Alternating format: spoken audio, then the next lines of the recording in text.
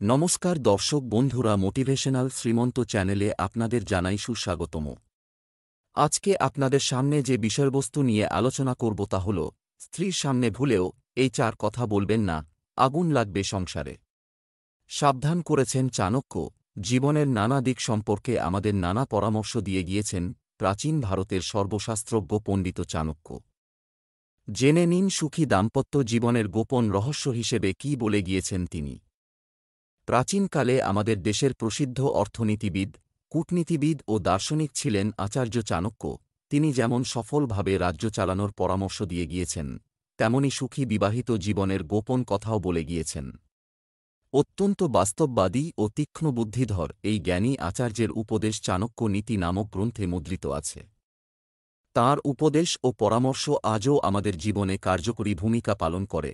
দাম্পত্য জীবনে সুখ বজায় রাখতে স্ত্রীর সামনে কয়েকটি কথা না বলার পরামর্শ দিয়েছেন চাণক্য। জেনে নিন সেই কথাগুলি কি কি। চাণক্য নীতিতে বলা হয়েছে দান সবসময় গোপনে করতে হয়।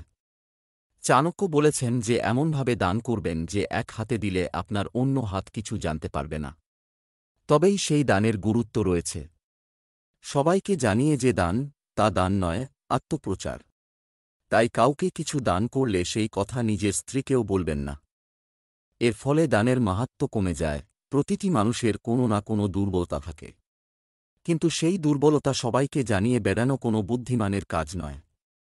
নিজের স্ত্রীকেও নিজেও দুর্বলতার কথা প্রকাশ করবেন না। আপনার দুর্বলতার কথা জানলে তিনি দুঃখিত হবেন। আর স্ত্রী যদি আপনার প্রতি সহমর্মী না হন, তাহলে তিনি আপনার এই দুর্বলতার সুযোগ নিতে পারেন। এর ফলে আর্থিক ও সামাজিকভাবে আপনি ক্ষতিগ্রস্ত হবেন। বাইরে কোথাও আপনি অপমানিত হলে তা বাড়ি ফিরে স্ত্রীকে না জানানোই ভালো বলে পরামর্শ দিচ্ছেন চাণক্য। কারণ যতবার আপনি এই অপমানের কথা বলবেন, ততবার আপনি মনে মনে দুঃখ পাবেন।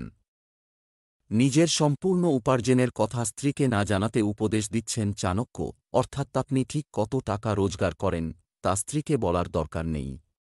কিছু টাকা সরিয়ে রাখুন, এটি ভবিষ্যতে খারাপ সময়ে কাজে দেবে। আবার স্ত্রীরাও স্বামীর অজান্তে কিছু টাকা খারাপ সময়ের জন্য সরিয়ে রাখুন। চাণক্য বলেছেন যে সংসারে স্বামী ও স্ত্রী পরস্পরের পরিপূরক, তবু এদের মধ্যে কিছু গোপনতা থাকা জরুরি।